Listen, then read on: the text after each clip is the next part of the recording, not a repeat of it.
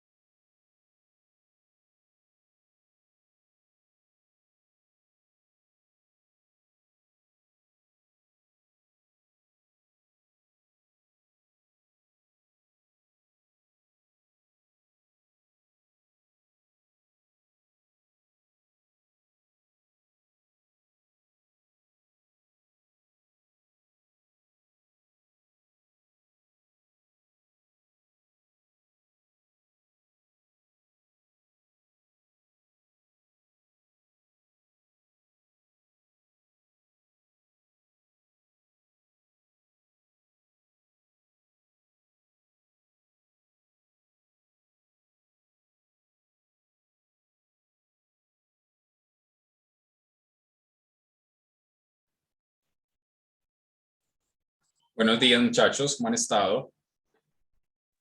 Buenos días, profe. Bien, gracias. ¿Y usted?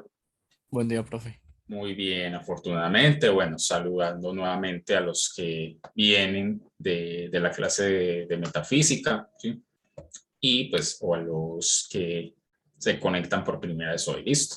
Bueno, hoy nos vamos a ocupar de David Hume, ¿sí? Concretamente, el Tratado sobre la Naturaleza Humana y digamos en los capítulos que tratan sobre las impresiones y las ideas y como les decía a los de metafísica hace un momento, su crítica de la noción de sustancia, ¿cierto?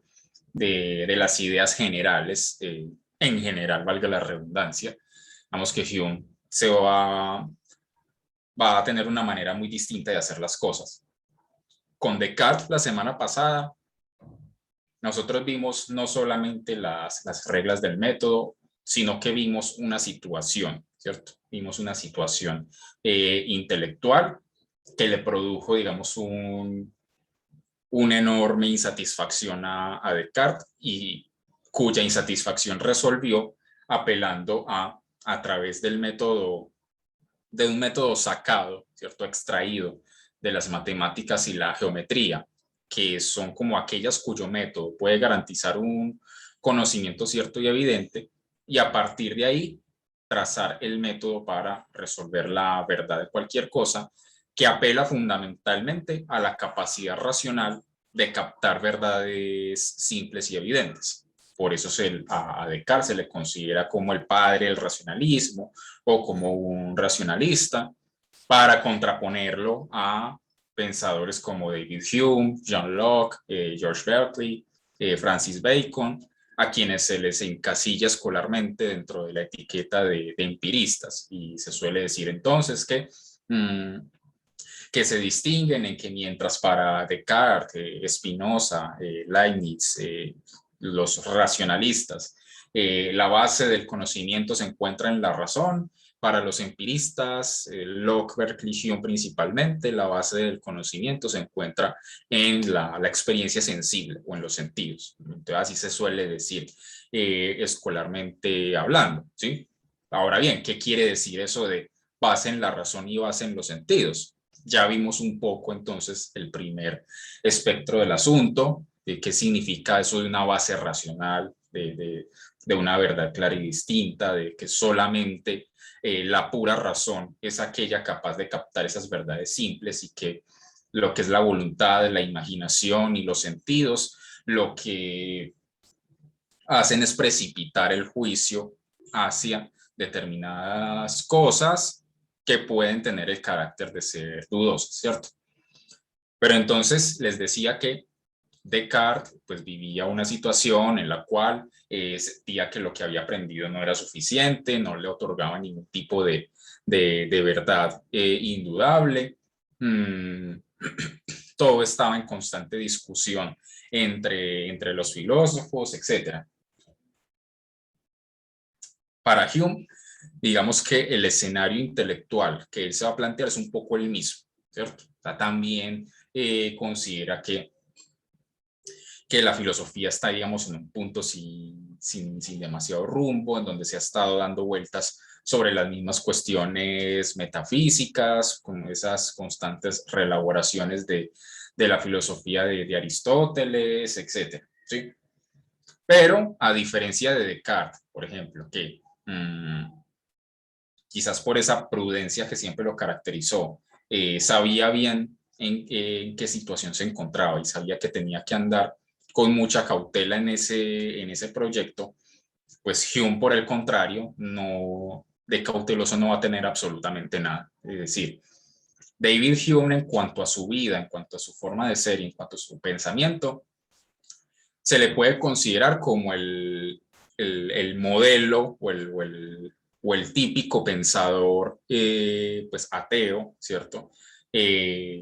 Que considera, digamos, que todo lo que no remita en última instancia o de una u otra manera a lo material, a lo sensible, a lo que pueda ser estudiado científicamente, entonces es más superstición que otra cosa.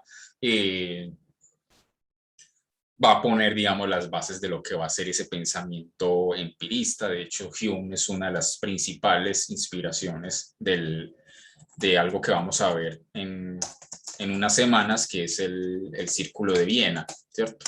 Lo que se le conoce también como positivismo lógico o empirismo lógico, etcétera, ¿sí? Digamos que la actitud intelectual del Círculo de Viena está sumamente inspirada en la obra de David Hume. ¿Qué se puede decir, digamos, sobre la vida de David Hume que valga un poco la pena y que sirva para contextualizar?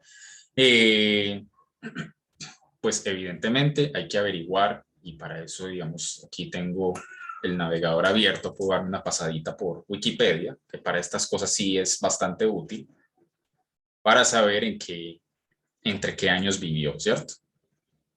Para saber entre qué años vivió.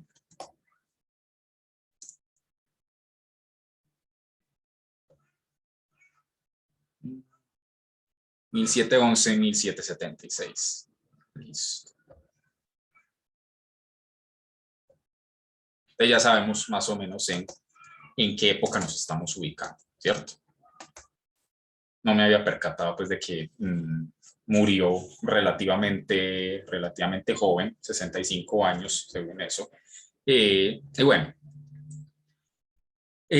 nació en una familia muy adinerada, tuvo una, bueno, muy adinerada, no, tenía cierta comodidad, digamos, eran acomodados, o sea, no eran de la nobleza, no eran de la realeza, pero sí que tenían algún capital, ¿cierto? Pues eso le permitió a Hume tener una muy buena educación, pero a diferencia de Descartes, que digamos era muy prudente, Hume un poco también por el lugar en donde estaba, ¿sí? Mientras Descartes estaba en Francia, donde era mucho más fuerte el control y la censura y las condenas por herejía y por toda esta clase de cosas. Hume en Gran Bretaña, ¿cierto? Algunos dicen que Hume es inglés, pero técnicamente no es inglés, sino escocés, ¿sí? El Reino Unido, digamos, lo conforman varios países, Inglaterra, Escocia, Gales y Irlanda del Norte, ¿cierto? Hume nació en Edimburgo, la capital de Escocia, pero no deja de ser cierto que el Reino Unido, por diferentes sucesos históricos, ya era en ese entonces un país un poco más tolerante, ¿sí? Un poquito más tolerante en cuanto a temas religiosos. De todas maneras, el ateísmo de Hume hizo que jamás pudiera trabajar en una universidad, ¿sí?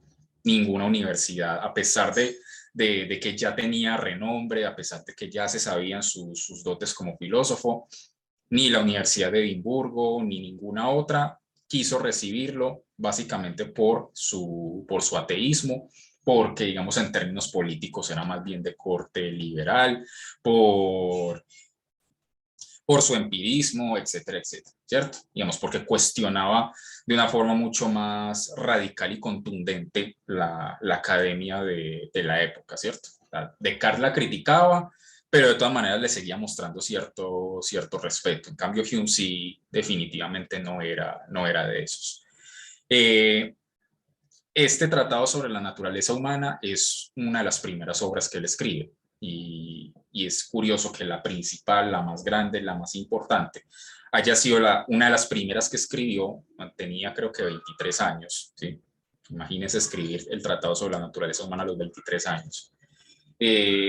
Pero fue un fracaso rotundo en cuanto a ventas, en cuanto a recepción y en cuanto a crítica, digamos, en un primer principio, ¿cierto? De hecho, era costumbre en esas épocas que cuando se publicaba un libro, la editorial le solicitaba a otra persona, fuera otro filósofo, algún profesor, etcétera, que hiciera una reseña, ¿cierto? Y la misma editorial publicaba la reseña, ¿cierto? O el resumen.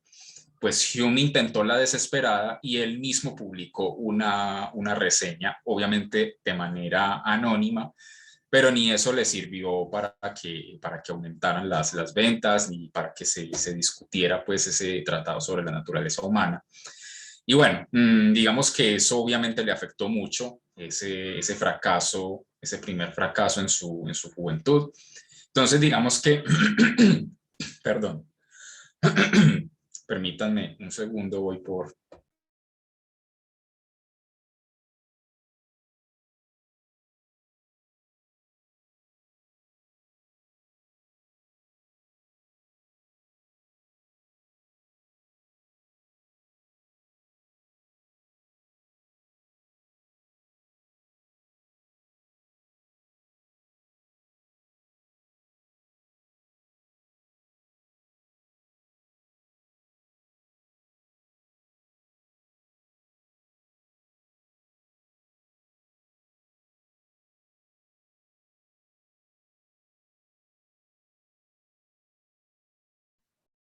Listo, ahora sí. Necesitaba un poco de agua.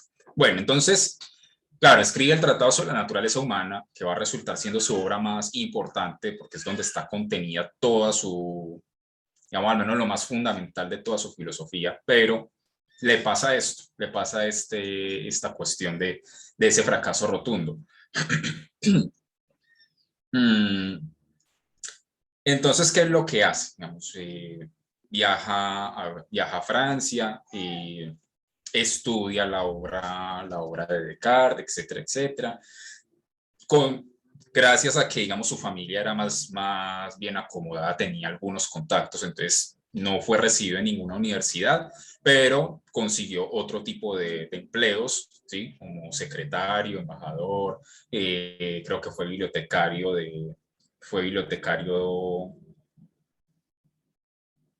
real, no, pero no directamente de la realeza británica, sino de otra entidad. Bueno, no importa.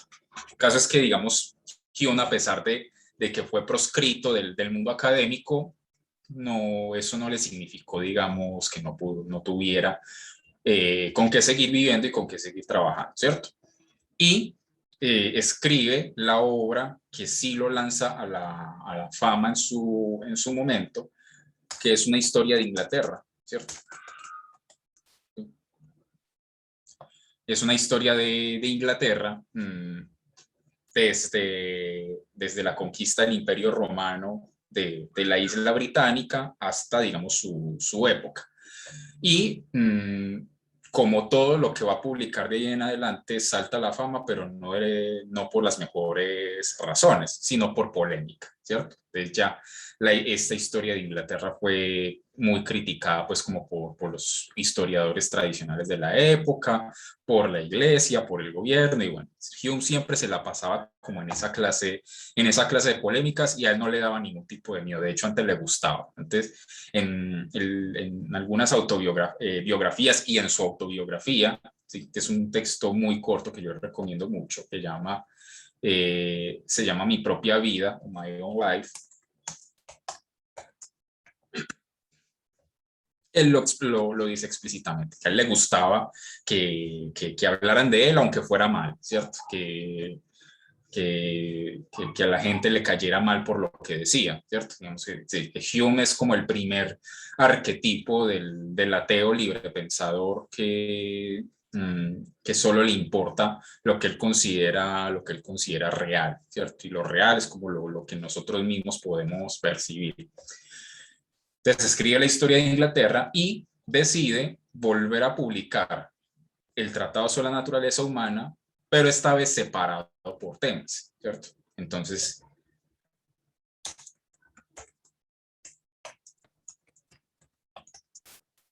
desde el primer libro, el Tratado de la Naturaleza Humana, está conformado por 3 libros, ¿cierto? El primero, que es sobre el conocimiento o el entendimiento; el segundo, que lo llama sobre las pasiones; y el tercero, que es sobre la moral. Entonces, digamos que vuelve a redactar de una forma más sintética, yendo más al punto, tomando ciertos argumentos principales solamente, es decir, depuró fue depurando el primer libro del Tratado de la Naturaleza Humana y lo publica bajo este título, Investigación sobre el Conocimiento Humano, un libro mucho más corto, que igual recomiendo mucho para quien se interese en la obra de David Hume. Y este sí ya le otorga nuevamente nombre a Hume, ya no solamente como historiador, sino también como filósofo. ¿Sí?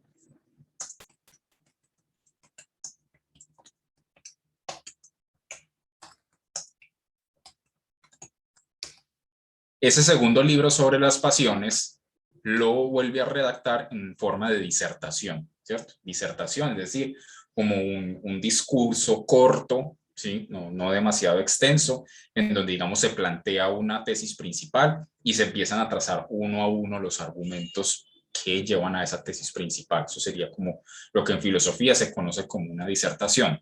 Y la publica en un libro que se llama Cuatro disertaciones, Four Dissertations, en donde incluye también otros 3 ensayos, uno que se llama Historia Natural de la Religión, que le valió otro escándalo, otra condena de la iglesia, etcétera, etcétera, bueno, como si no necesitaran seguir sabiendo que Hume es ateo, ¿cierto?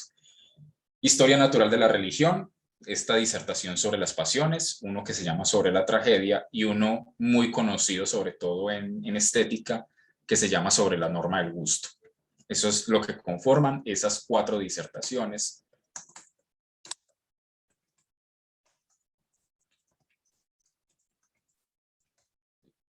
Y el tercer libro, que trata sobre la moral, pues lo reescribe y lo publica como investigación sobre los principios de la moral. Y nuevamente, pues ya obtiene una mayor repercusión editorial. Digamos que como que fue tan fuerte esa experiencia del fracaso editorial del tratado que como que lo pensó mucho, ¿cierto? Y pensó mucho como cómo volver o cómo, digamos, hacerse ganar un público, incluso el público que lo detestaba por ateo, ¿cierto?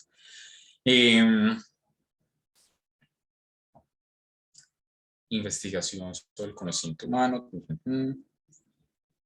Y bueno, escribe ya otra serie de textos menores,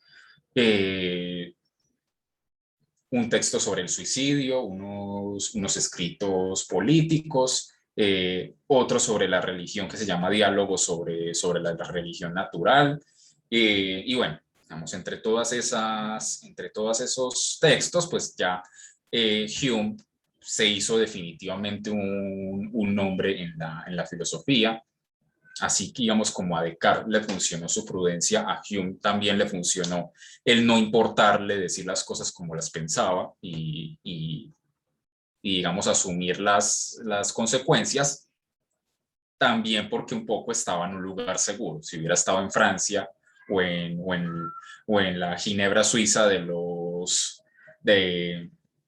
de los calvinistas o en España, a lo mejor no le hubiera ido tan bien, pero estaba en Escocia, ¿cierto? Estaba en el Reino Unido, donde, digamos, de todas maneras había una fuerte vigencia cultural del cristianismo, de la religión cristiana, pero de todas maneras esa clase de dichos y de pensamientos no eran castigados, al menos desde la ley, ¿verdad?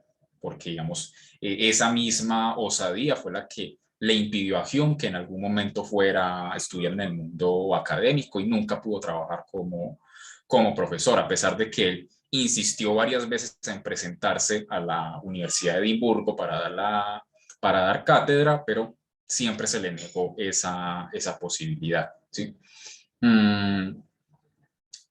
Lo curioso es que en su momento a Hume lo vetaron de la Universidad de Edimburgo por ateo y hace como 3 años la misma Universidad de Edimburgo decidió que uno de sus edificios principales se iba a dejar de llamar David Hume porque alguien empezó a mostrar las opiniones racistas de David Hume, como si en esa época todo el mundo no lo fuera todo el mundo, y de cuenta, digamos, de esas opiniones políticamente incorrectas, entonces volvieron y lo borraron de la Universidad de Edimburgo. Entonces, para que sepan que hay ciertas cosas que nunca cambian, simplemente adquieren otro nombre, ¿cierto? como el hecho de no poder decir opiniones por más desagradables que puedan parecer, ¿cierto? Y no tener en cuenta el contexto. O sea, no es lo mismo decir opiniones racistas hoy en día que en el Reino Unido del siglo XVI, como que son dos cosas diferentes, ¿cierto? Y bueno, el caso es que finalmente, pues Hume, la muerte de Hume fue muy famosa, pues precisamente por su ya reconocido ateísmo. La gente empezó a especular con que si se arrepintió antes de morir, sobre si se convirtió, etcétera, etcétera, pero digamos que las personas que lo conocían, que de ninguna manera cambió su postura en absoluto. Entonces, bueno, entonces, ¿en qué consiste el proyecto que da origen al Tratado de la Naturaleza Humana, que a pesar de su fracaso editorial sigue siendo como el texto más leído? Digamos, ya póstumamente se le dio el valor que tenía al tratado? Sigue siendo su texto principal, donde se encuentra, digamos, el núcleo fundamental de su filosofía. Entonces, ¿en qué consiste el proyecto?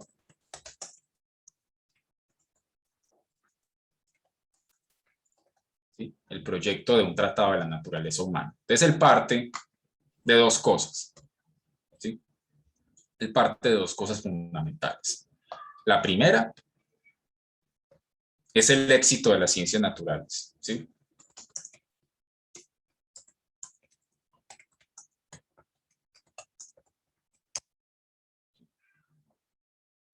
Vamos, por ejemplo, ya, si no estoy mal, creo que por estas épocas, creo que Newton ya había publicado los principios de matemática. Y, bueno, sí, porque digamos, en una parte no sé si en el tratado o en otro texto de Hume, él dice que él quiere ser el Newton de la moral, ¿cierto? Así Newton fue como el paradigma de la ciencia física. Él quiere hacer lo mismo que Newton, pero con lo que él llama la moral o lo que llama la naturaleza humana, ¿sí? Entonces, digamos, parte del éxito del método científico y del hecho, dice, de que todo saber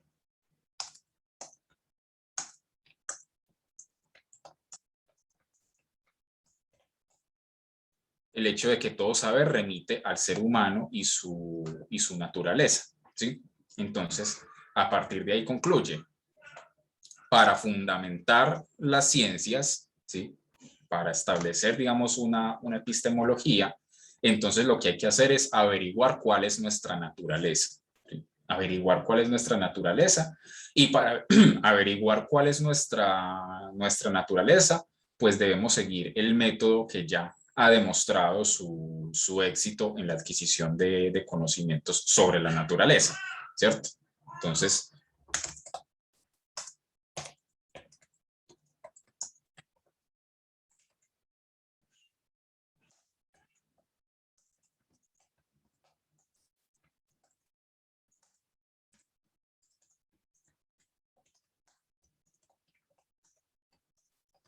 ¿sí? De llevar el método científico al campo de la naturaleza humana, incluidos su conocimiento, sus pasiones y su moral. ¿Para qué? Para que, digamos, conocida la naturaleza humana, sepamos los alcances de su conocimiento, ¿sí?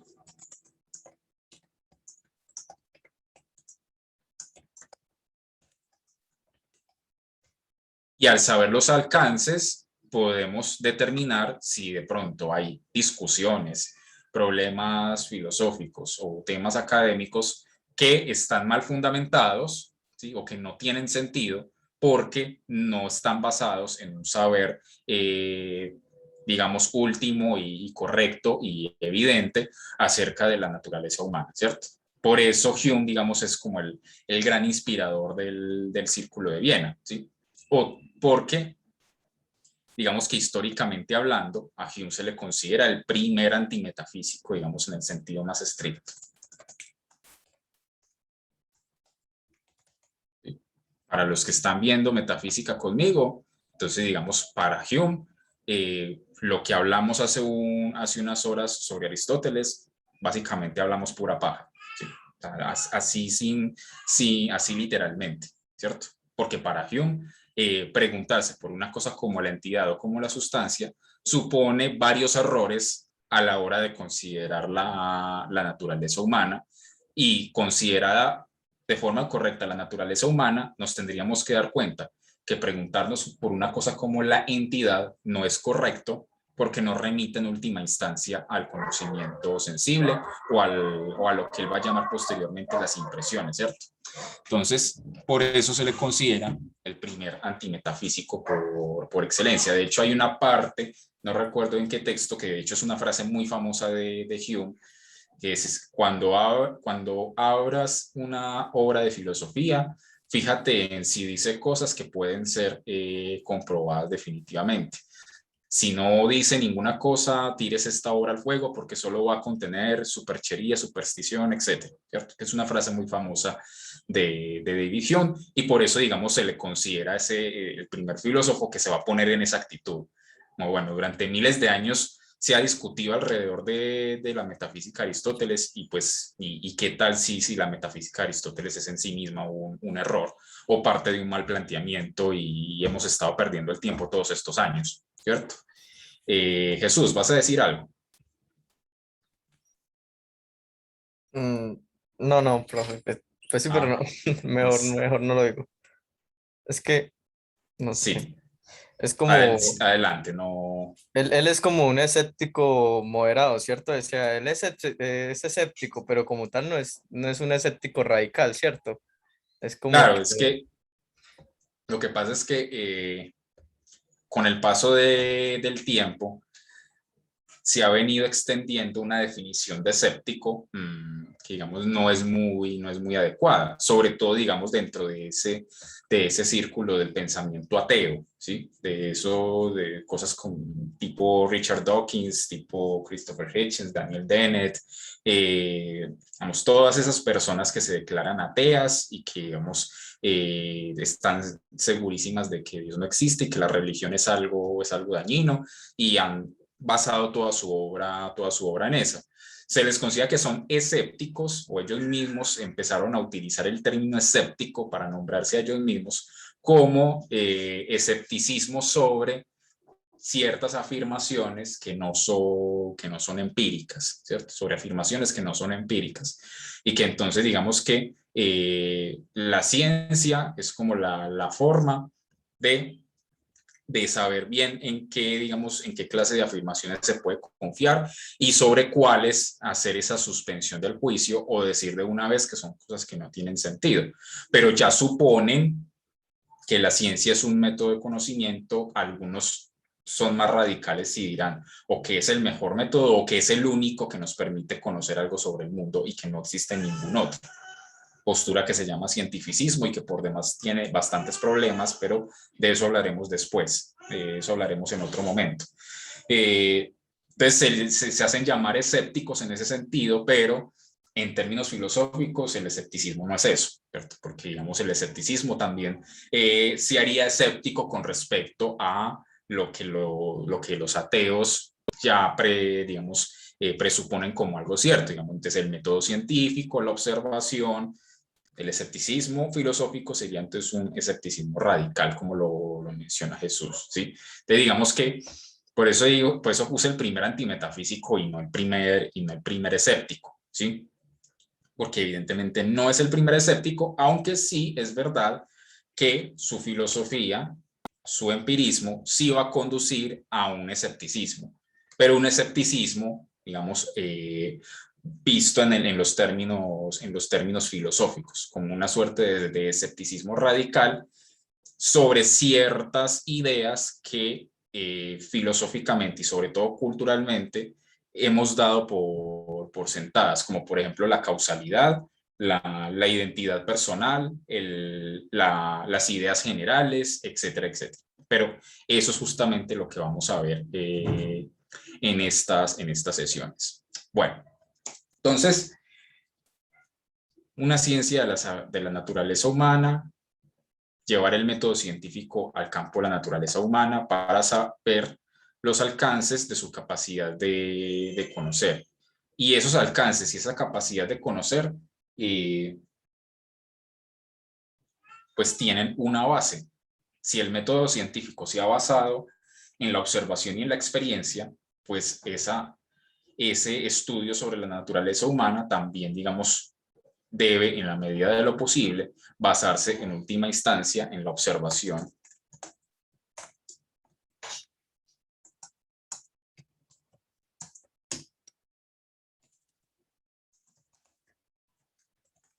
¿sí? En la observación y la experiencia.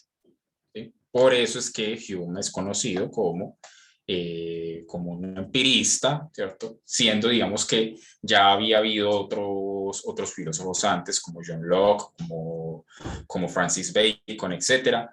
Pero lo que tiene de especial Hume, y por eso lo escogí en vez de Locke y otros, porque él es quien lleva el empirismo a sus últimas consecuencias, pone los términos que van a heredar los demás filósofos que se consideren empiristas, etcétera, ¿cierto? Entonces, la primera norma, si la primera norma de Descartes es no aceptar por verdadero nada que sea falso o dudoso, pues la primera regla de Hume pues es no ir más allá de la experiencia, ¿sí? Porque para él, o Hume considera, y es lo que va a demostrar a lo largo del tratado, que en última instancia todas nuestras ideas, todo lo que nosotros conocemos, se basa en primera instancia, ¿sí? O en últimas, en las percepciones, sobre todo las sensibles, lo que él va a llamar después las impresiones, ¿sí? Es decir, y otro significado de no ir más allá de la experiencia es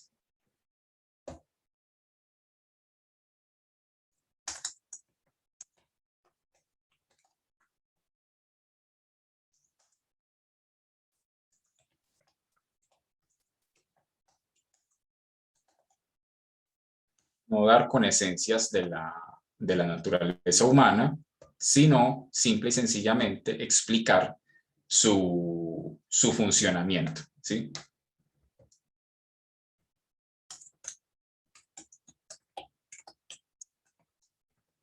Profe, Sí. me adelanto mucho si quiero hablar acerca de las impresiones de reflexión. ¿Vas a preguntar algo o algún comentario? Si no, mentiras, no hay Sí, problema, adelante, adelante, di lo que necesites decir.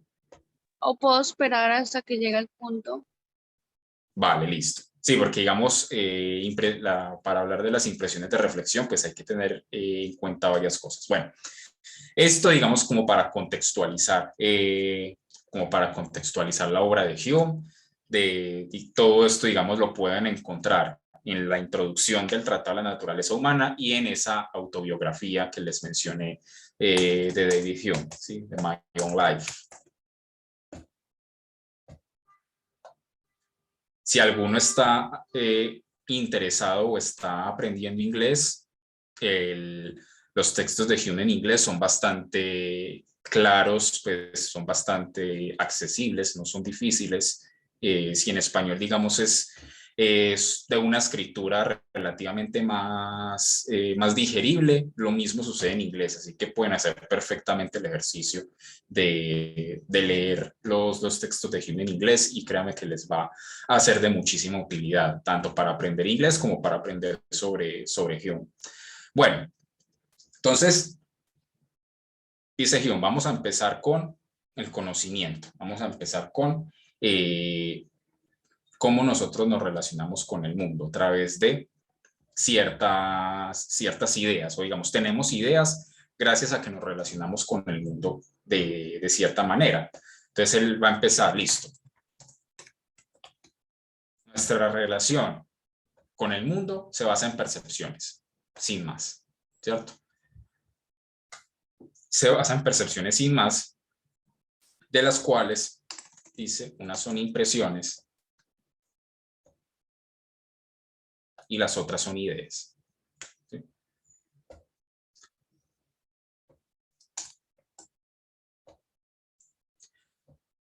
para los que veíamos, los que están en metafísica, hace un rato decíamos que pues que las cosas físicas representan entidades, pero que también habría que hacerse la pregunta si ciertas ideas, si ciertos contenidos ideales como los números, etcétera, también se pueden considerar entidades, es decir, ya supone la posibilidad de que entre los objetos sensibles, ¿sí? Lo que podemos percibir con nuestros sentidos y nuestras ideas, podría llegar a haber una diferencia sustancial, ¿cierto? Una diferencia esencial que hace que unas sean una entidad y otras sean otra entidad. Pues Hume, desde la primera página, ya patea el tablero aristotélico de la siguiente manera, diciendo que entre impresiones e ideas, la única diferencia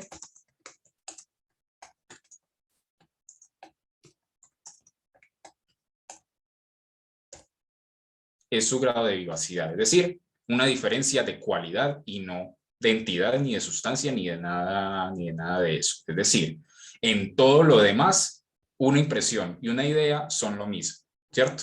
Entonces, ya que estamos con el ejemplo del separador, así suene muy repetitivo, mi visión en este momento del separador es una impresión, ¿cierto? Porque tengo la experiencia sensible, inmediata, puedo palparlo, puedo verlo, etcétera. Veo que es de color negro, que tiene unas letras blancas, etcétera, ¿cierto? Esa es una impresión, porque lo estoy percibiendo de manera inmediata, ¿sí? En cambio, si dejo el separador a un lado y hacemos el mismo ejercicio, pero digamos imaginándolo, imagino que tengo aquí el separador negro, digamos que la diferencia entre la imagen en mi cabeza que tengo del separador y el separador como objeto, es decir, no es que sea de un color diferente, o sea, yo me estoy imaginando el mismo color negro, me estoy imaginando las mismas letras, etcétera, etcétera. Simplemente que, dice Hume, la idea, lo que tengo en mi mente es más débil, ¿sí? Es menos vivaz, es menos contundente, es como más nebuloso, ¿cierto? Es una imagen debilitada, dice Hume, de la impresión, pero digamos que una diferencia sustancial entre mi percepción de un objeto físico y mi imaginación de un objeto físico, no hay ninguna diferencia, ¿sí? Sino que simplemente la impresión es más fuerte y la idea es más débil, dice Hume, ¿sí?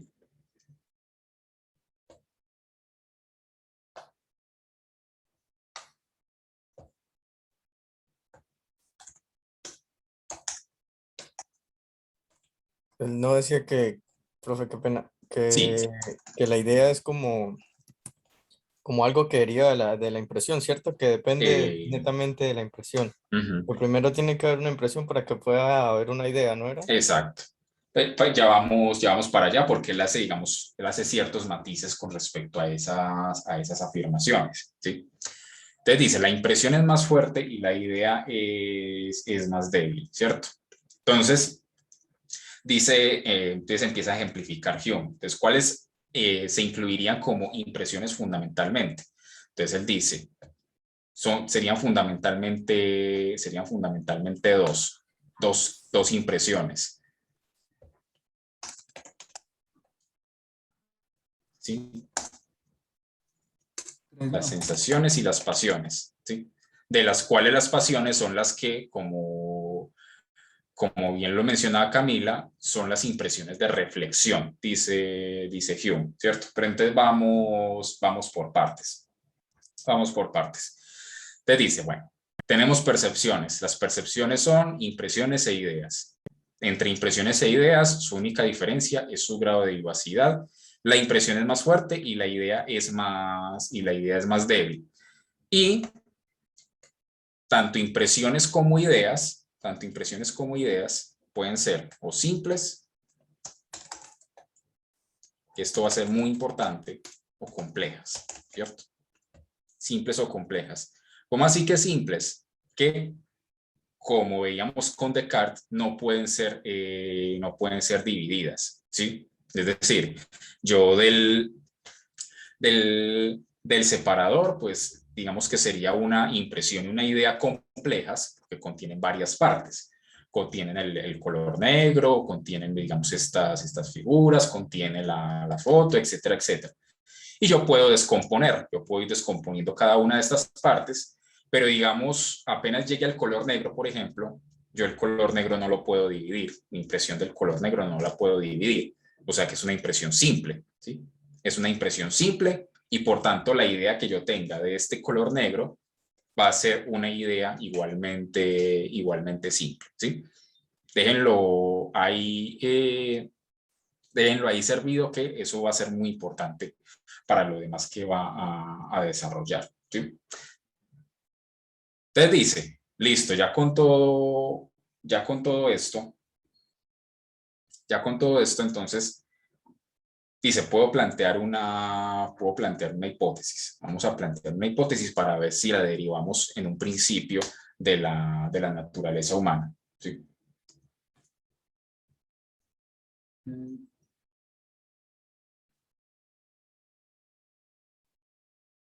Que toda idea tiene una impresión correspondiente, ¿sí? Es decir, si para yo tener la idea del color negro, previamente tengo que haber tenido la impresión, haberlo visto, haberlo captado, entonces a toda idea le correspondería una impresión sensible, ¿sí? Pero hay ciertos matices que hay que hacerle a esa afirmación. Digamos, una objeción alguien puede decir, pero es que, a ver, hay impresiones que son que parecen ser tan débiles, que se parecen más a ideas, y hay veces que uno tiene ideas de una manera tan vivaz y tan fuerte, que es como si tuviera impresiones, que es como lo que pensaba Descartes en las meditaciones. A veces tengo sueños que parecen mucho más reales que cuando estoy despierto, cosas así por el estilo. Él dice, sí, eso es verdad, pero eso no quita la idea de que en términos generales, para tener una idea previamente haya habido que tener una impresión, y de que la idea en términos generales suele ser más débil que la impresión, ¿cierto? Pero aquí es donde entra esa distinción entre simples y complejas, ¿sí? En una impresión compleja, como por ejemplo pues este objeto, yo puedo tener ideas complejas. Hay casos en que yo puedo tener una idea compleja sin que necesariamente le corresponda una impresión. Entonces, digamos, todas aquellas imaginaciones de cosas que no existen en la realidad física cabrían bajo ese concepto, ¿cierto? Entonces, digamos, los dragones, los unicornios o criaturas mitológicas, cosas que son producto de la imaginación, pues no hemos tenido que ver uno en la vida real para poder hacernos a la imagen, ¿cierto? Entonces dice Hume, listo, hay ciertas ideas complejas que no necesariamente son producto de una impresión, pero esas ideas complejas nosotros las componemos, ¿sí? Las componemos con partes, ¿sí? Y digamos que son esas partes las que yo no puedo imaginar. Entonces, por ejemplo, te voy a imaginar este mismo separador, pero de color verde, ¿cierto?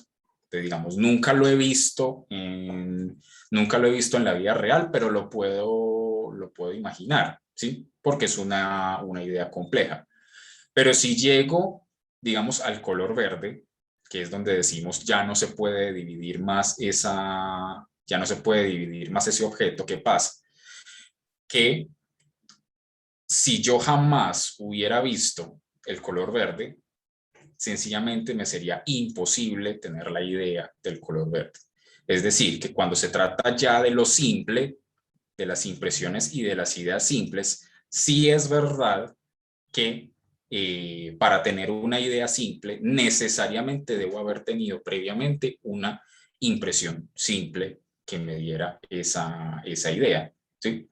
Es decir, el ejemplo típico, yo no puedo imaginar, yo no puedo tener en mi mente o traer a mi mente un sabor que nunca he probado en mi vida o un color que nunca he visto en mi vida, ¿cierto?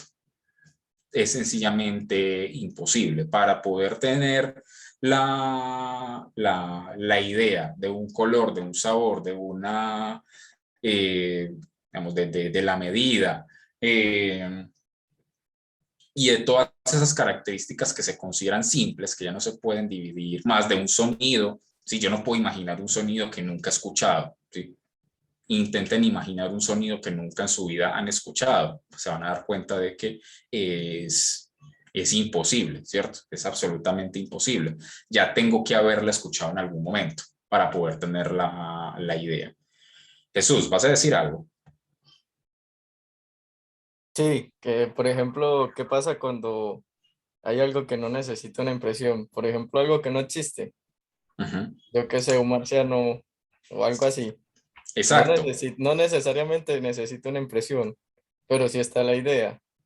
claro, pero digamos que nosotros imaginamos al extraterrestre con un color, con una medida, con una forma, imaginamos al extraterrestre con un determinado cuerpo. Es decir, esas imaginaciones, esas ficciones, solo podemos componerlas con partes más simples que sí hemos visto en la realidad, ¿cierto?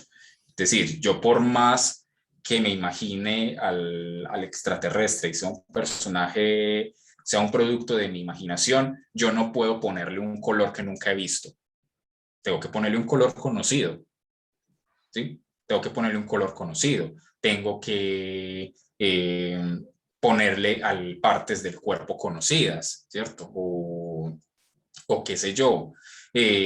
O si vamos a suponer que habla de cierta manera, ¿sí? Yo tengo que imprimirle un sonido que ya he escuchado. No puedo imprimirle un sonido que nunca en mi vida he escuchado, simplemente simplemente por la imaginación, ¿sí? Entonces, por más que sea un personaje ficticio, por más que sea una cosa producto de mi imaginación, si no tomo como referencia en última instancia cosas que sí he visto para componer sus partes, pues el color, que tengo un sonido, unas partes del cuerpo, y las imagino de cierta forma, no podría tener la idea del extraterrestre, así no lo haya visto. Entonces, lo que dice Hume al respecto es, listo, entonces entre las, entre las impresiones y las ideas complejas,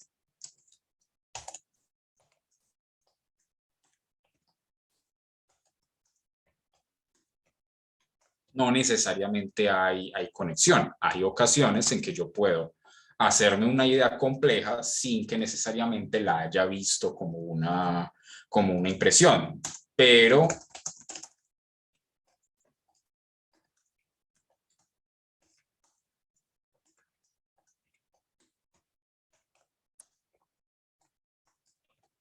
entre las impresiones y las ideas simples, sí debe haber una conexión necesariamente. Me es imposible tener una idea simple, según Hume, si antes no he tenido la impresión correspondiente, dice Hume, ¿sí? Para poder tener una idea se debe ser afectado y es por la impresión. Exactamente. ¿Alguien más había levantado la mano? No, profes, bueno, pues yo. Uh-huh. Lo que pasa es que lo que decía ahí el compañero, digamos, la imagen de un marciano, creo que la idea que siempre se nos viene a nosotros en la cabeza es lo que hemos visto en televisión, esos marcianos como de esos colores, aún así no sabemos qué son, solamente que las personas mismas le dieron eh, como ser identidad a una persona que aún no la hemos visto, ¿no? Exacto, y yo puedo imaginarme un extraterrestre diferente de los que he visto en las películas, en los programas de televisión, etcétera, y puedo, digamos, ponerle más de 4 extremidades, no sé cuántos ojos, que lo puedo hacer como se me dé la gana, ¿cierto? Pero, por ejemplo, para que se me ocurra la idea de ponerle más de 4 extremidades, ya debo tener la idea de extremidad, ¿sí? Y la extremidad la he visto en alguna parte, ¿sí? Y digamos, supongamos que llevemos la imaginación hasta el extremo y entonces vamos a ponerle órganos que no se encuentran en el cuerpo humano. E incluso para imaginar un órgano que no se encuentra en el cuerpo humano, lo debo hacer como al menos con base en lo que sé, en lo que he podido ver. Es decir, si yo jamás en mi vida he visto, así sea en imágenes, un órgano, ya sea humano, ya sea de un animal, no va a tener el más mínimo punto de referencia para inventarme en mi imaginación un órgano inexistente para el extraterrestre, ¿cierto? Es decir, los productos de la imaginación y de la ficción siempre son posibles con base en elementos más simples que sí se han visto en la realidad, ¿cierto?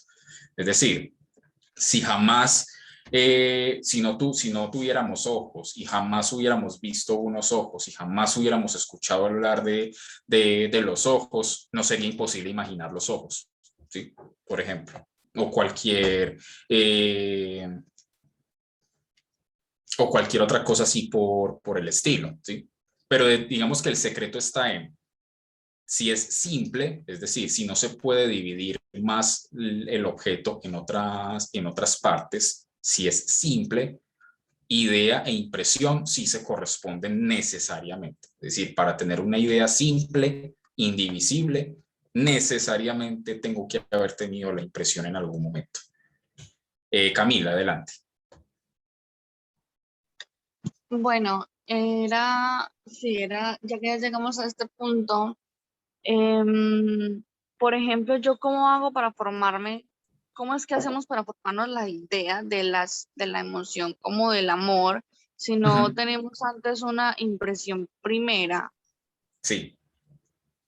Listo, entonces ya vamos para esa cuestión de las impresiones de reflexión. Listo, tenme un poco de paciencia. Juan, adelante. Bueno, profe, mi pregunta es, de acuerdo a lo que estamos escuchando, no sé si usted sabe de la historia del rinoceronte de Alberto Durero. No. ¿No? Bueno, que en 1515, pues claro, en Europa no conocían un rinoceronte, ¿no? Pues obviamente porque no los hay allí, bueno, ahora por los zoológicos, pero en la época no lo había. Entonces, por una u otra razón, el rinoceronte se lo regalaron al Papa, pero en el barco que iba naufragó, el rinoceronte se ahogó y todos quedaron como con esa ilusión de conocer cómo era el rinoceronte. Sin embargo, como claro, no habían fotografías ni nada, nadie se le dio por pintar un retrato o algo así, a este Alberto Durero le llegan cartas solamente haciendo una descripción de cómo era el animal y él nunca lo había visto. A pesar de esto, Alberto Durero hace un dibujo de un rinoceronte y aunque digamos las facciones podrían no parecerse mucho al animal, sin embargo lo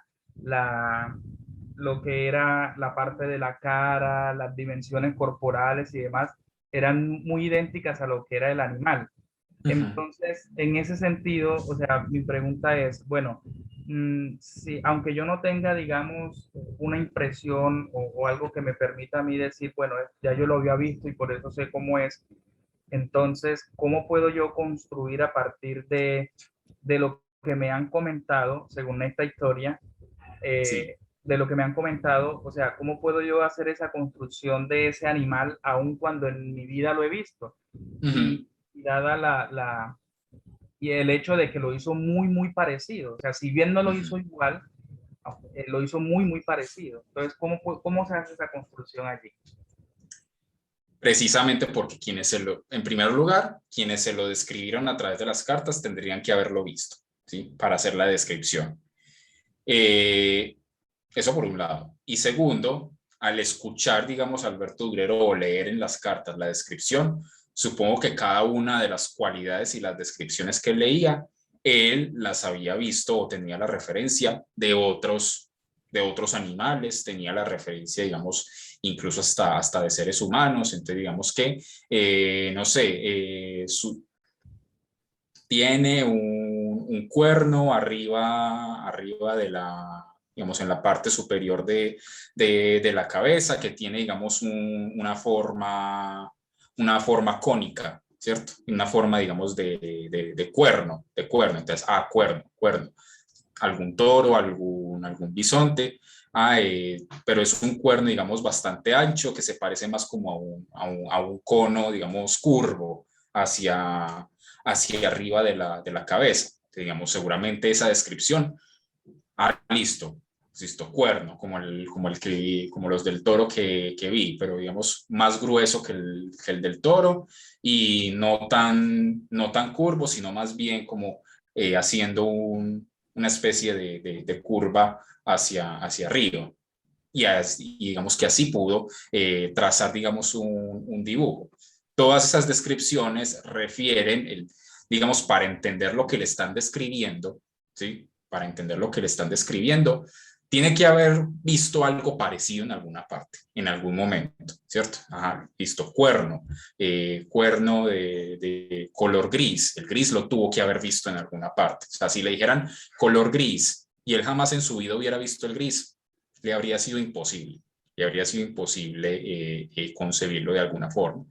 Entonces, digamos, el punto, de hecho, ese caso antes lo confirma aún más la idea de Hume, ¿sí? Confirma aún más la idea de Hume, que para poder imaginar algo que yo nunca he visto, tengo que construir esa imaginación que nunca he visto con partes que hacen referencia a cosas que necesariamente he visto, ¿sí? Ah, ok. Gracias, profe. Listo.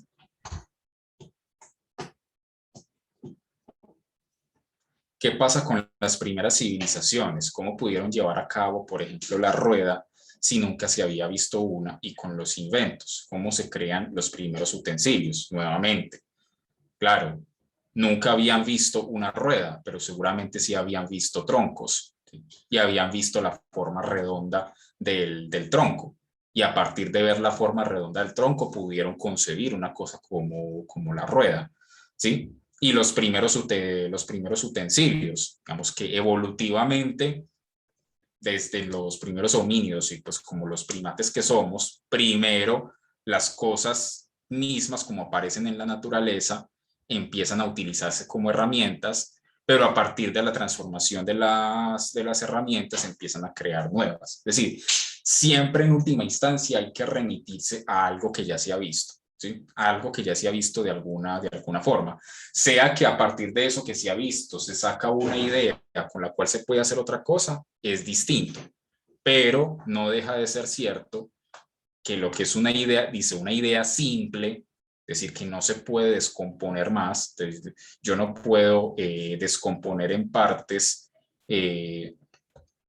yo no puedo descomponer en partes una forma redonda, ¿sí? Y si veo la forma redonda, digamos, en el tronco, de ahí saco la idea y puedo concebir una cosa como la rueda. O sea que la rueda entonces es una idea compuesta, sí. ¿Compuesta por qué? Por ejemplo, entonces la percepción de su dureza al tacto, ante nuestra vista la forma redonda, ¿sí? Yo no puedo dividir la forma redonda en partes, yo no puedo dividir la sensación de dureza de la madera en partes, ¿sí? Entonces, sí, una rueda de madera, por ejemplo, sería una idea compuesta. Entonces, bueno, desde aquí, dice Hume, listo, ya encontramos un primer principio. Ya encontramos un primer principio general de la naturaleza humana, que es sumamente simple, ¿sí?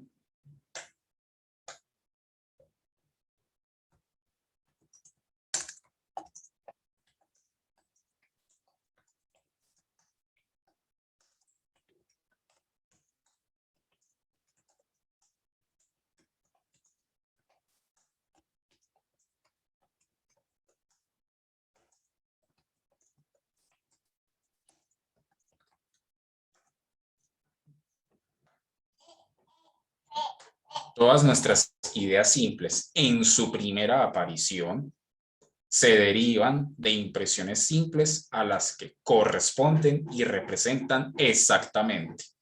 Porque recordemos que la única diferencia entre la impresión y la idea es su grado de vivacidad.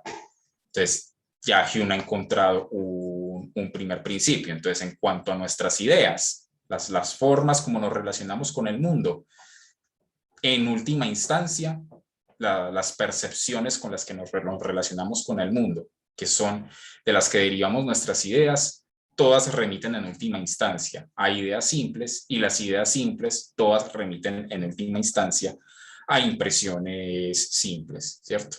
A impresiones simples que por ahora, digamos, siempre hemos estado refiriéndonos a las sensaciones. Ya hablaremos de las impresiones de reflexión, ¿cierto?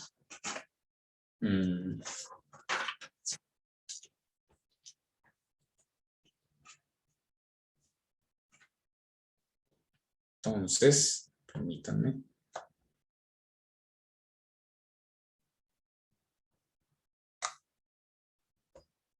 Entonces, ¿qué sucede? Dice. Listo, entonces ya sabemos que entre impresiones simples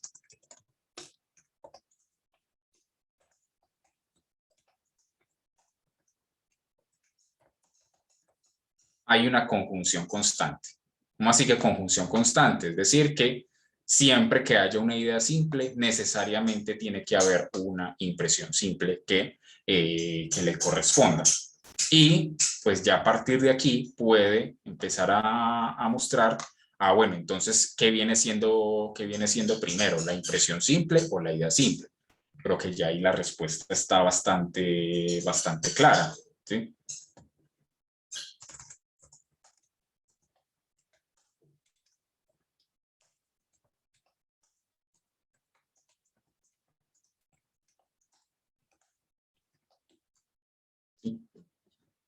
Siempre aparece primero la impresión simple y luego la idea simple, nunca al revés, ¿cierto? ¿Sí?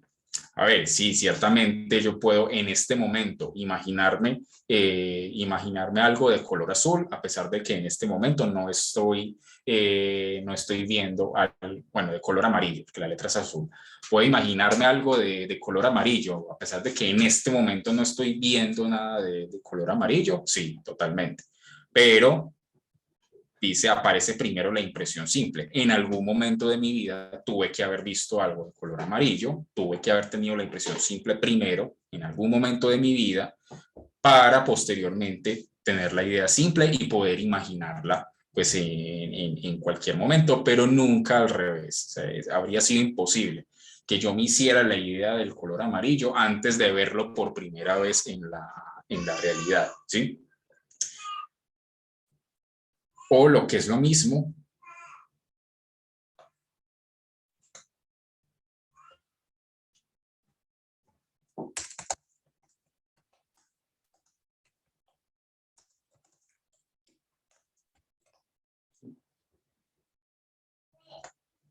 una idea simple nunca produce una impresión simple, ¿cierto? De manera que, dice Hume, las impresiones simples son causa de las ideas simples, ¿cierto? Entonces, digamos que ya con esto, pues hemos visto la sección primera, ¿cierto? El primer capítulo de este primer libro del Tratado de la Naturaleza Humana. Entonces, digamos, en donde digamos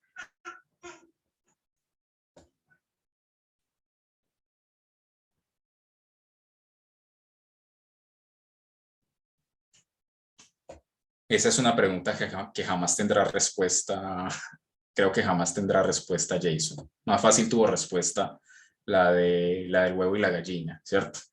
Entonces, bueno, listo. Con esto, digamos, concluye esta sección primera.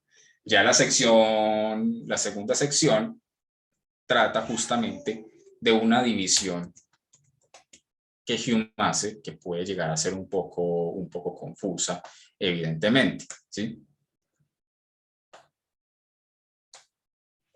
Entonces dice que hay dos clases de impresiones. Las de sensación, que digamos todos nuestros ejemplos se han remitido a esas impresiones de sensación, y él llama otras de reflexión.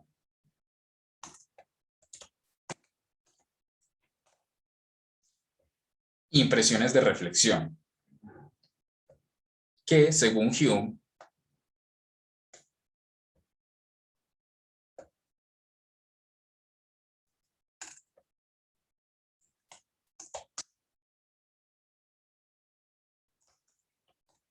¿sí?, se derivan de ideas, ¿cierto? Las impresiones de reflexión se derivan de ideas, obviamente ideas que en última instancia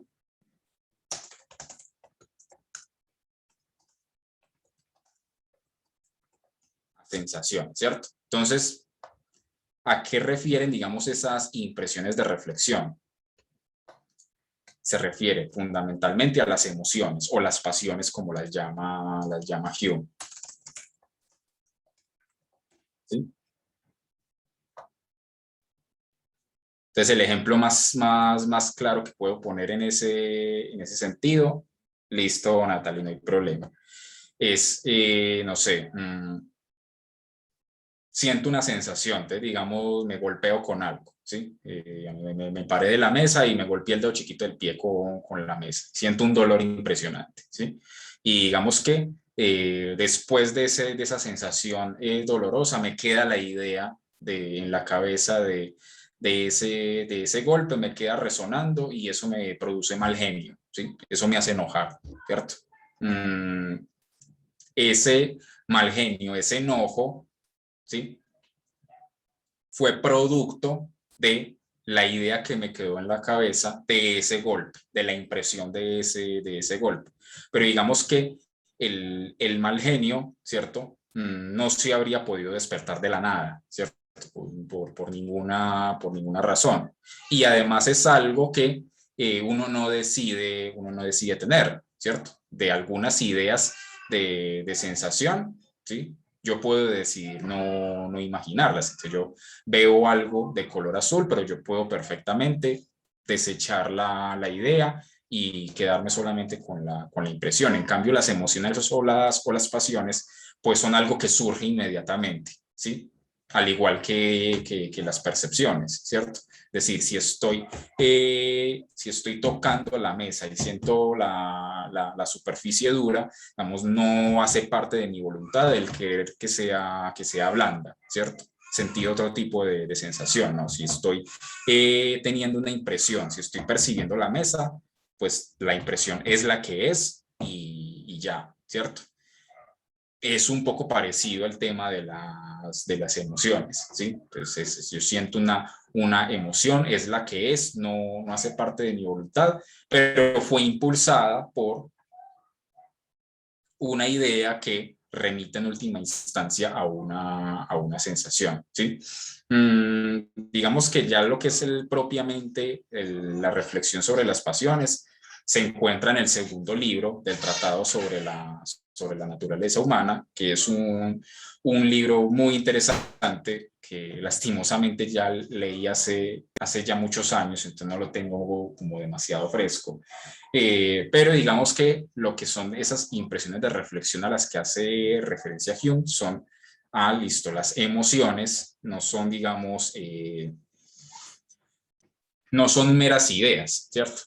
Ocurre un poco lo mismo. Si yo jamás en mi vida he sentido la ira, por ejemplo, ¿sí? Si yo jamás en mi vida he sentido la rabia, por más que me la describan, por más que intenten hacerme una idea, no va a ser suficiente, o la sola descripción o la sola idea de la ira no va a hacer que yo la sienta, ¿cierto?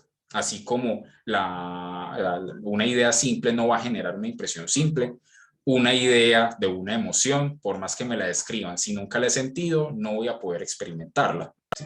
Solamente en el momento en que la experimento, ¿sí?, realmente puedo hacerme a la idea. Y lo que, digamos, despierta esa emoción, ¿sí? Lo que despierta el experimento de esa emoción es, para Hume, diferentes ideas, simples o compuestas, pero que pues como son compuestas de ideas simples, remiten en última instancia a sensaciones. Entonces, digamos,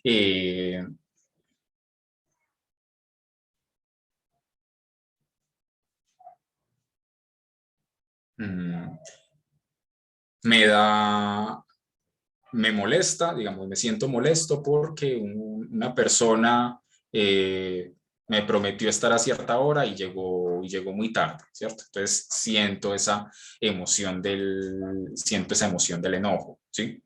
Esa emoción del enojo se generó por un hecho, por un estado de cosas. Una persona llega tarde, ¿sí?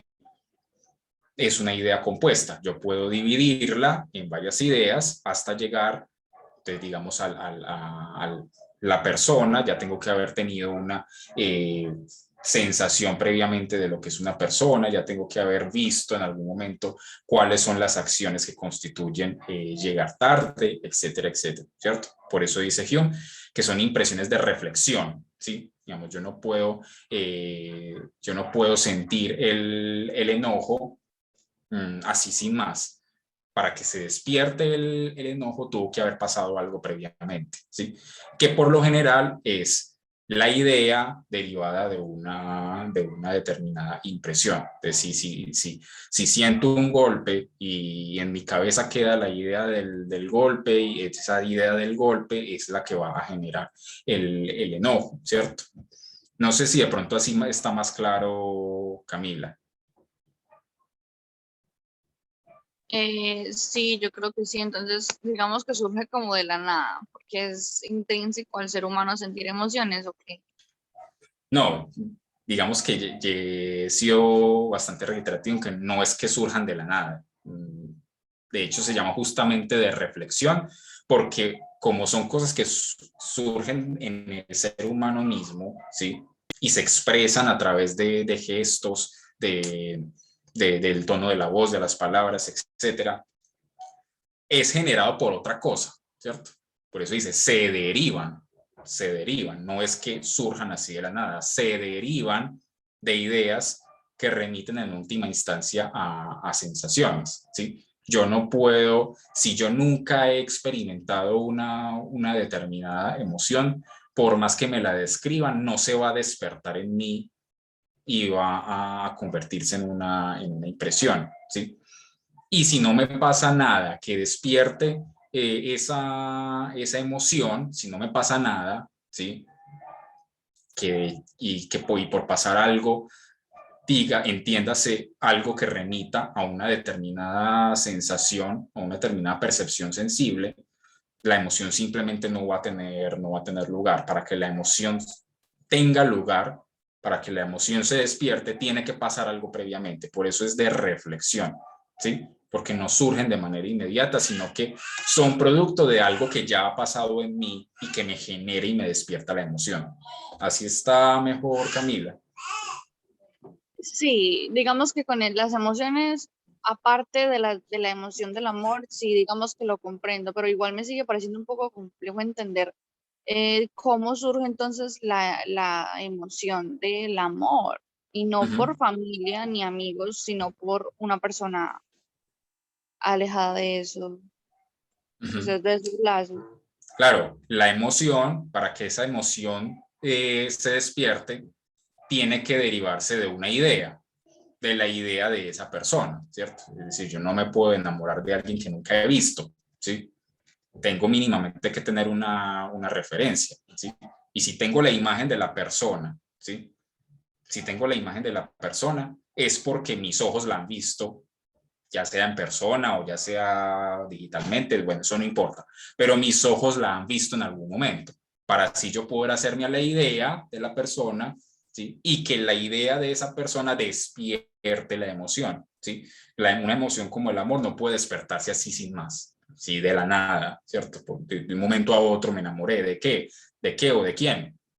No sé, no, eso no tiene sentido, ¿sí? Eso no tiene ningún sentido. Para que surja la emoción, tiene que estar primero la idea, en este caso la persona, que la genere, la idea genera la emoción, y la idea está ahí porque la he visto en algún momento, porque he tenido la impresión, ¿sí?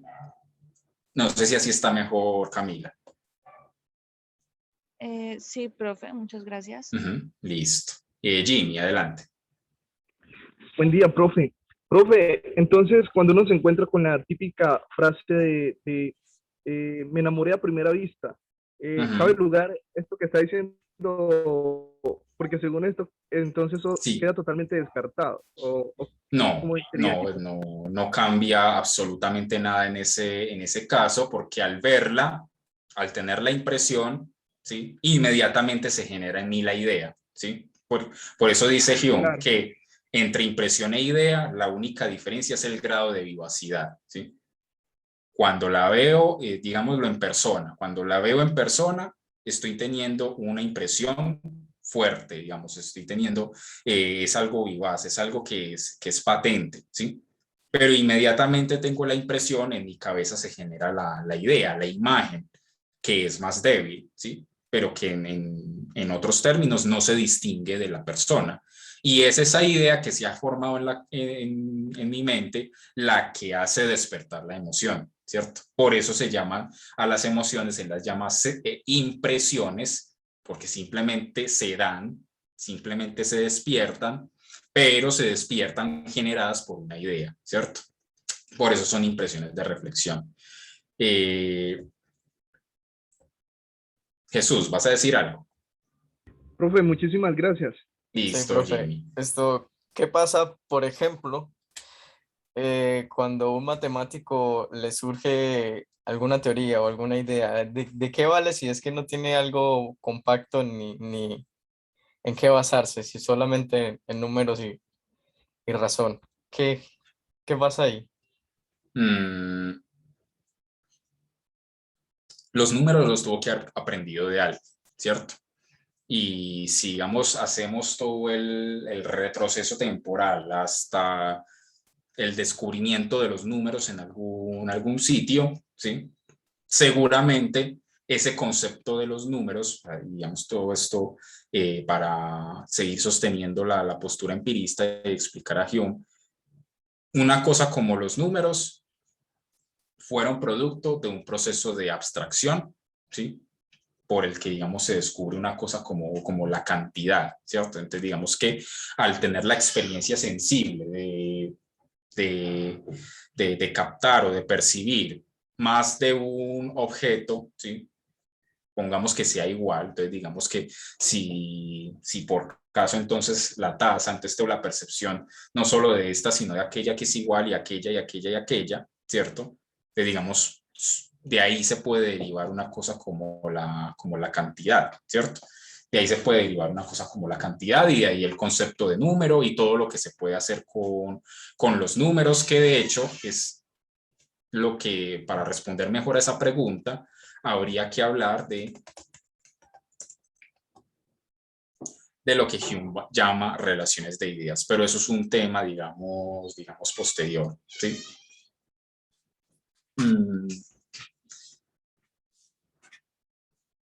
No entiendo bien esa pregunta, Samuel. ¿Cómo es eso?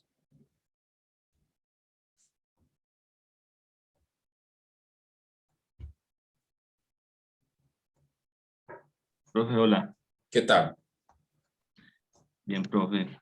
Profe, pues por las preguntas que estamos haciendo acá y que estamos desarrollando, no sé si estoy equivocado, pero hay que hacer como una cierta diferencia entre lo material y el fenómeno. El fenómeno, como en términos de Kant, que es lo que se aparece, ¿cierto? Tenga cosa material, sea tangible o no. Y lo material, como lo que yo interpreto que los compañeros tratan de hacer las preguntas, como del amor, que tiene que haber como un ente que como tal la impresión, ¿cierto?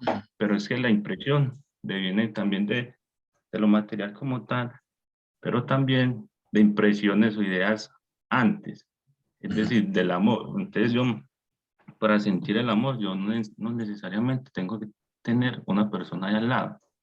Simplemente con la impresión de con la necesidad, como la soledad, todo esto, eso genera como un fin hacia el amor, una impresión como a ese efecto como tal, ¿cierto? Sí. Pues no sé si no sé si me hice entender bien, pero yo creería que las preguntas están más relacionadas como algo material como tal. Y veo que te hacen otra vez las preguntas y respondes otra vez. Sí. Entonces no sé si esa distinción está como bien hecha.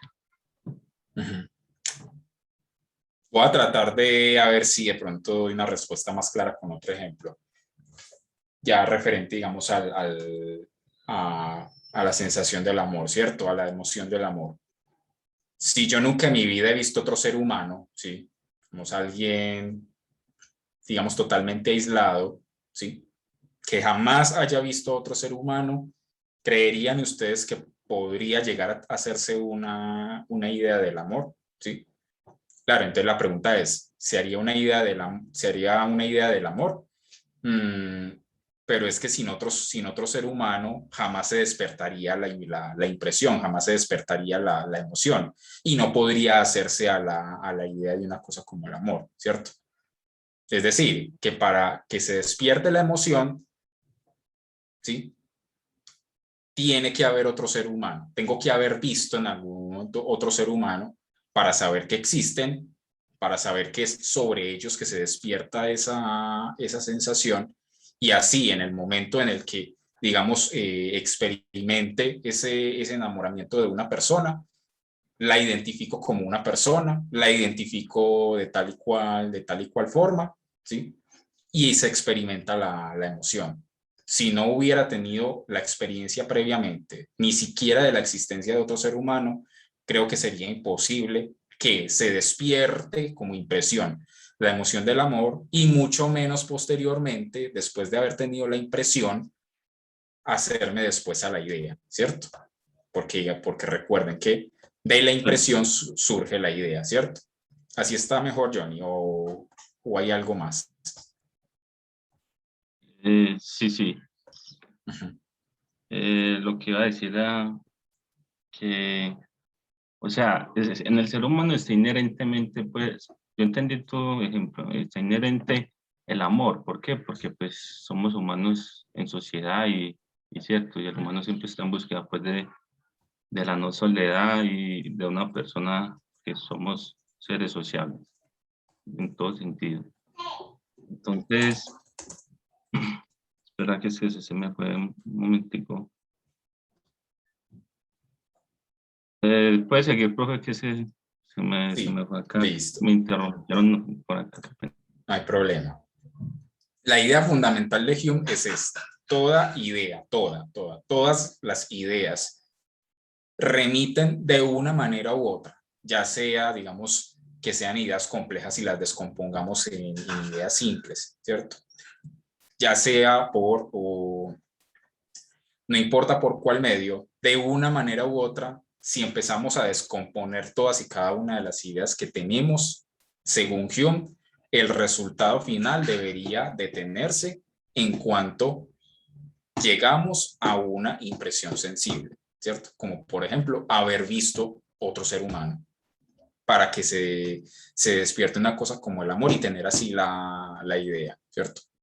Esa es digamos, la cuestión principal en Hume, que no importa en qué piense usted, en qué idea piense usted, si usted se pone a analizarla correctamente, se va a dar cuenta de que de una u otra manera solo pudimos llegar a esa idea mediante una o varias impresiones sensibles a partir de las cuales empezamos a formar ideas simples e ideas más complejas, ¿cierto? Johnny. Sí, mira, a ver si de pronto estoy errado, ¿qué me decís?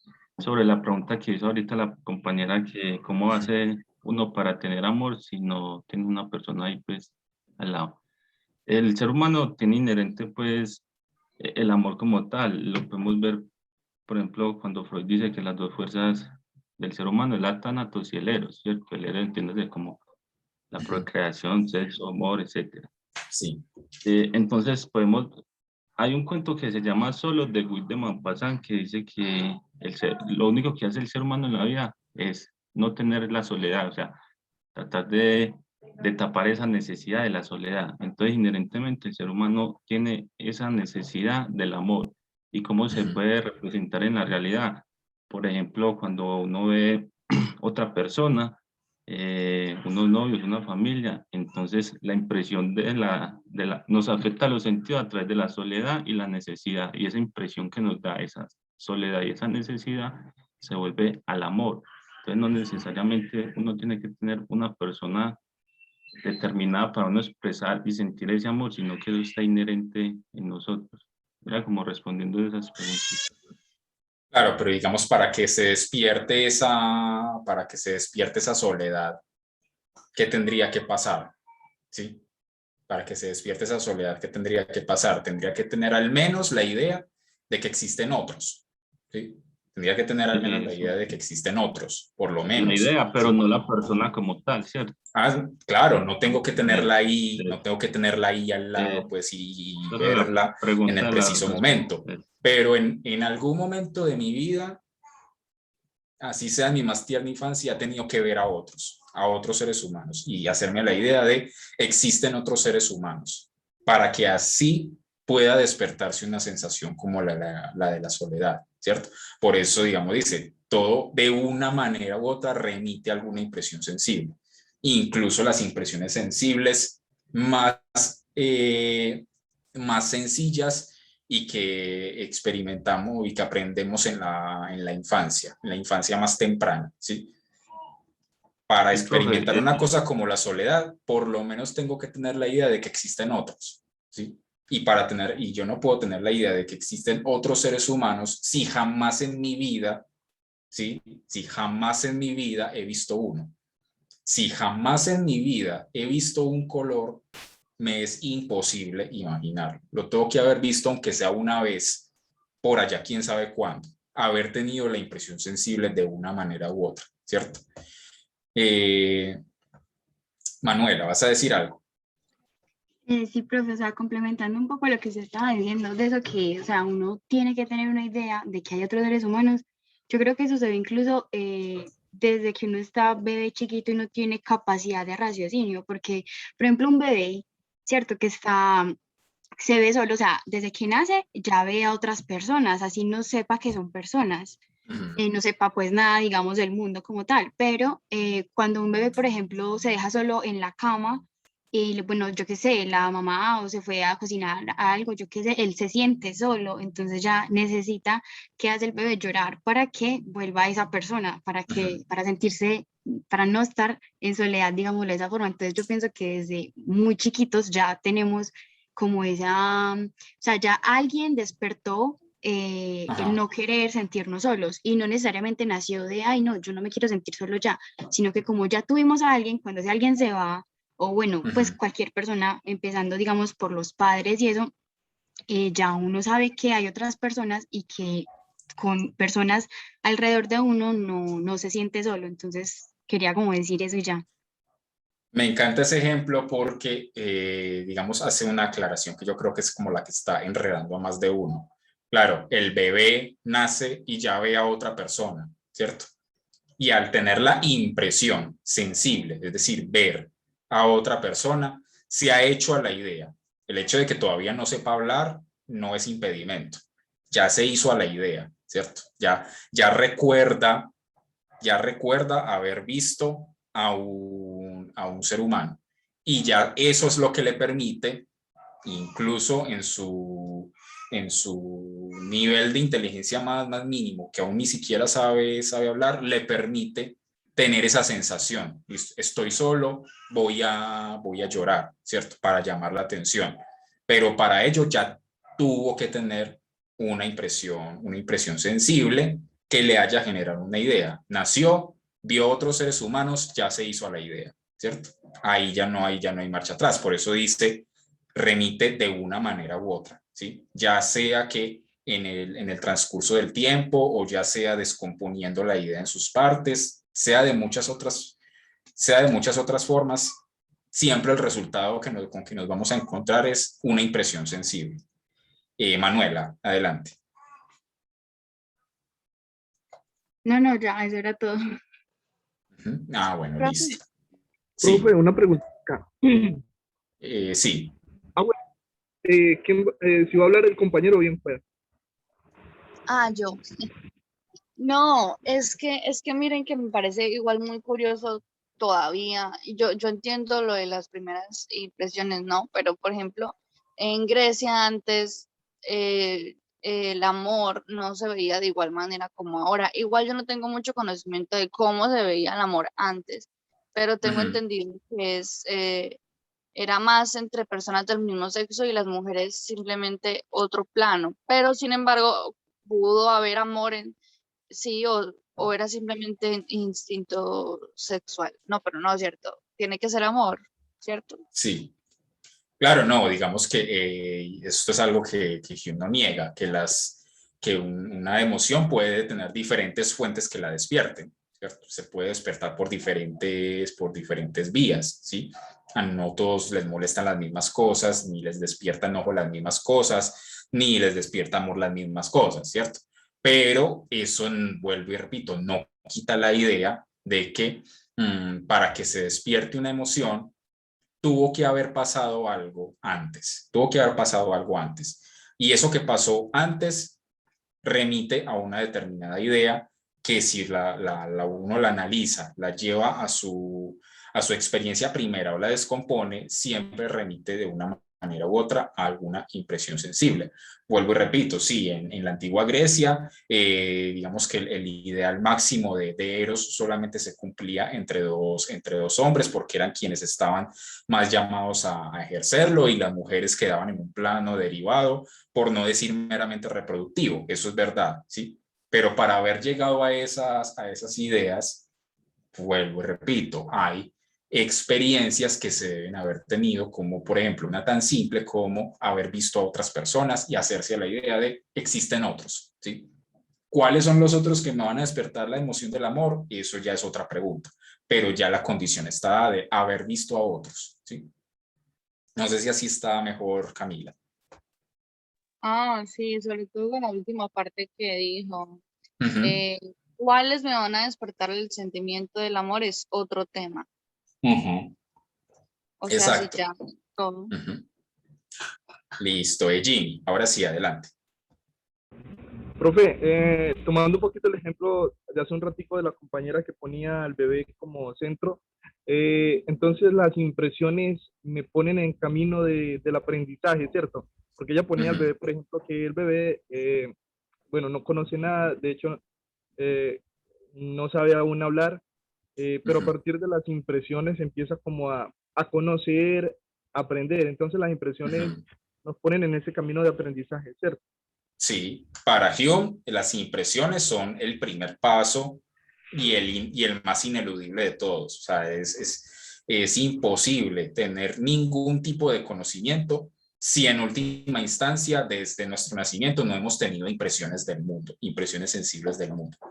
Solamente así es posible hacerse a las primeras ideas, incluso sin aprender a hablar, que nos permitirán posteriormente empezar a unir y hacer relaciones de ideas, que es de lo que ya tocará hablar el día lunes, la otra semana, ¿sí? De lo que nos tocará hablar el día lunes, empezar a unir ideas que nos permitirán aprender cosas como el lenguaje. Entonces, digamos, para decir color verde, entonces yo tengo que unir unas ideas de impresiones que he visto bajo una relación de semejanza. Entonces yo veo un objeto y lo veo, tengo la impresión, entonces veo un objeto, después otro, después otro, después otro, y en las ideas de cada uno de esos objetos que he tenido la impresión, veo una semejanza. Color, verde, listo, idea general, ¿sí? Que ese es producto de una relación de ideas. Pero yo creo que eso ya nos tocará verlo la próxima semana. Y pues bueno, yo espero que esto que se alcanzó a explicar haya quedado lo más claro posible. Pues si es del caso, vuelvan a leer el texto. Y bueno, entonces la próxima clase vamos a intentar pues avanzar para posteriormente leer el otro apartado de este tratado que les dejé en el aula virtual, porque es el más interesante de todos los de Hume, que es justamente su crítica a la noción de causalidad. Listo. Pero entonces, dejémoslo así por el día de hoy y continuamos el lunes. Listo. Entonces, feliz mañana para todos. Feliz mañana, Profe, profe. gracias. Feliz noche. Gracias, profe. Hasta luego. Estén muy bien. Muchas gracias. Gracias, profe. Hasta luego, profe.